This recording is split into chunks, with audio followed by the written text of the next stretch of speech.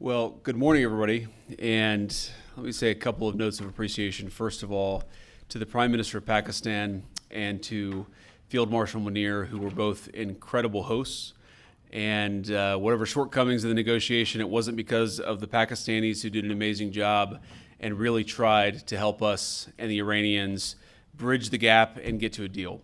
We have been at it now for 21 hours, and we've had a number of substantive discussions with the Iranians. That's the good news.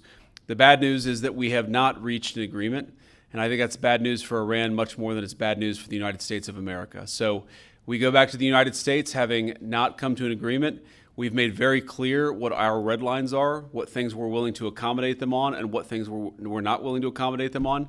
And we've made that as clear as we possibly could, and they have chosen not to accept our terms. Well, I won't go into all the details because I don't want to negotiate in public after we negotiated for 21 hours in private.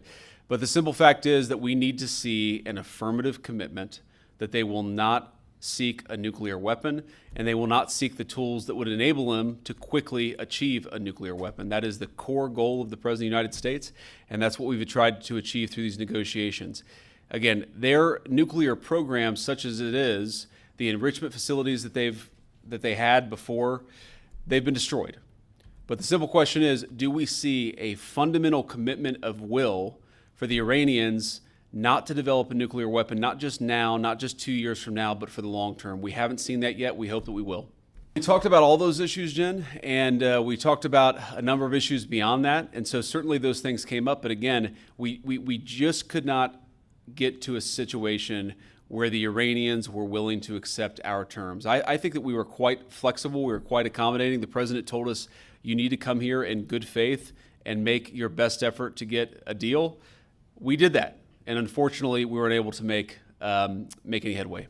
Yeah, obviously, we were talking to the president consistently. I don't know how many times we talked to him, a half dozen times, a dozen times over the past 21 hours. We obviously also talked to Admiral Cooper, to Pete, to Marco, to the entire national security team. We talked to Scott Bessent a number of times. So look, we were constantly in communication with the team because we were negotiating in good faith. And we leave here with a very simple proposal, a method of understanding that is our final and best offer. We'll see if the Iranians accept it. Thank you.